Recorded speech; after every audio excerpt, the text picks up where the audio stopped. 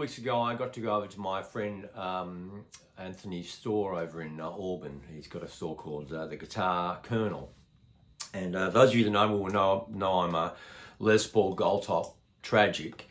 I have a couple of Gold Tops and really one or two, a 73 and a 69 that I've had all my career since the early Jimi the Human days, even before that in the Astros. That was a 70s Gold Top. So he has in stock a genuine 52 trapeze wrap under Gold Top. 1952 was the first year of production for Gold Tops, and there were some tweaks they made during those first couple of years to get the model kind of across the line and make it really playable. The early ones had a wrap under trapeze bridge. This is actually a reissue. This is a 60th anniversary Gold Top. So I'm talking about a guitar that is 60 years old, older than this one, a 52.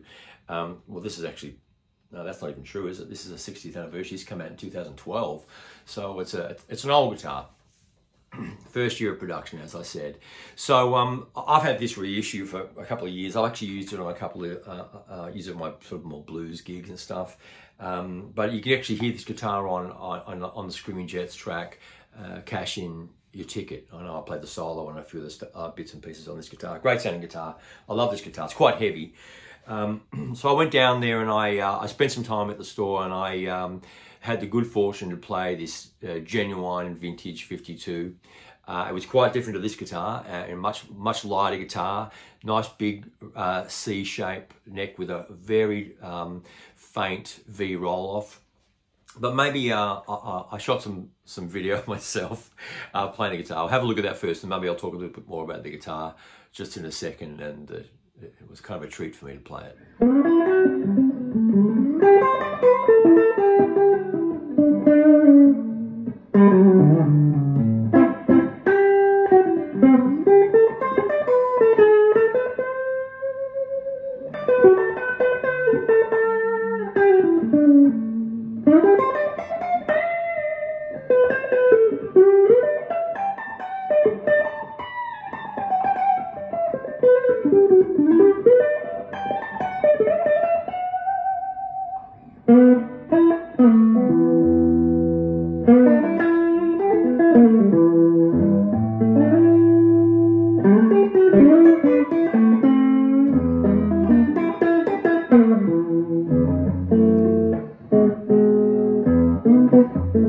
So I guess the first thing you really notice about the guitar is this tailpiece here, this trapeze tailpiece section, which you know, is derived from early archtop guitars where the strings didn't touch the guitar anywhere but the bridge and the nut, you know, so it was anchored all the way back to here before they had the stud tailpiece.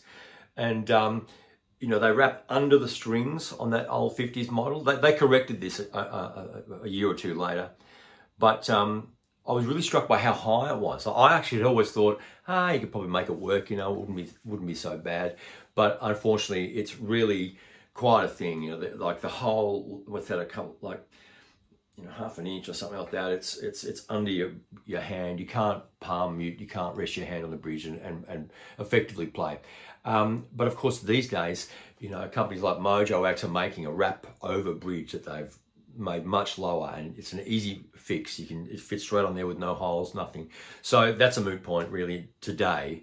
I remember seeing one of those guitars in a shop for like $6 back in the late 80s, early 90s. And when you think about that now, I think this guitar is 10 times that amount, but which is what they're worth. You know, I've seen the one I sort of played a 56, I think, in Adelaide, and that was a very expensive guitar, closer to like 90 grand. And I think Joe Bonamassa even heard about that one and passed up because it was quite a lot of money. It was a pristine example of a 50s Gold Top though, I'll say that.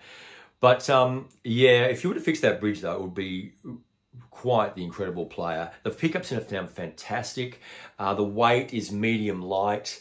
I've never played a vintage guitar that's really heavy. So all the reissues and stuff that came out, that, you know, the 70s guitars were notoriously heavy. I know, I'm just used to them.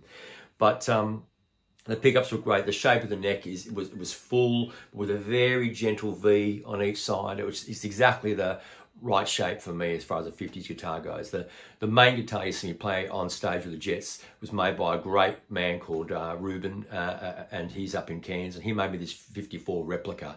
So it's got the stud wrap over stop tailpiece, and I just love that guitar. I play it all the time. But you know, the frets were good on that guitar, I think, and there was so much to like about it. It was just such a pleasure. It had been played. It hadn't been just sitting in a case somewhere. So it was highly playable. It sounded really lively. Let's just have a little bit more of a listen and indulge me. Sorry about all the noodling, but it was such a cool thing for me.